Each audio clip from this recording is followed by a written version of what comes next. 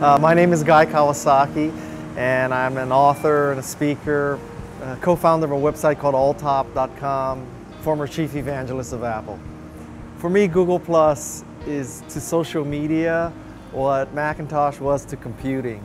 I think it's more elegant, it's more, it empowers you to be more creative and more productive. Simple things like the ability to edit after you post, whereas in most social networking sites, once you post, it's done, it's gone. So that's very helpful. I like the sort of white space design of it. It's not this cluttered, just feeds coming at you. I also like the ability to put photos in line, albums without advertising in them. And so that's some of the sort of the technology, the manifestation you see on the screen. But probably what's even more important is the quality of the people who are putting comments on your posts. And I just noticed since day one, the comments come in faster, they come in higher quality and longer. So I think the interaction is much higher on Google+. If you knew then what you know now, 6 months into the launch of Facebook, wouldn't you have jumped on it? I mean, wouldn't your goal have been to grab as much land as you could to dominate Facebook? I think that's how you should look at it now. Now, I may be wrong. It may not reach the Facebook level, but I may be right, and it would be so much easier to have already done your land grab. So, and it's not as if I'm advocating that you spend $20 million grabbing this land. My advice to brands is that they should act like a person. Don't have this hoity-toity attitude that we have to act like a brand, and we have to have legal check all our posts and all that kind of stuff. They should act like a person, they should interact like a person.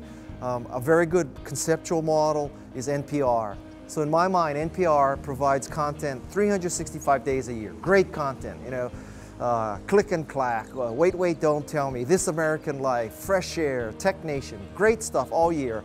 So they earn the right to then promote the telethon and donations. I would not tolerate the telethon and donations were it not for the great content. It's a good framework for your clients. So P&G's Google Plus presence, I think P&G's social media presence should not be about, well, here's a coupon for Tide. It should be, here's a way to remove blood stains from a white blouse. Here's a way to use less water in washing. Myth or fact, you should separate whites from colors today.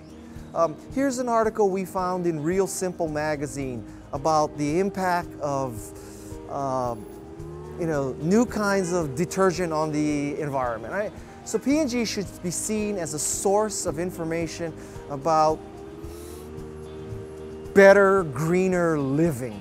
How to optimize your wash, how to fold laundry, how to pack for a trip. And so P&G does this all year long, all this kind of content. And then every once in a while they say, hey, we got a new kind of Tide.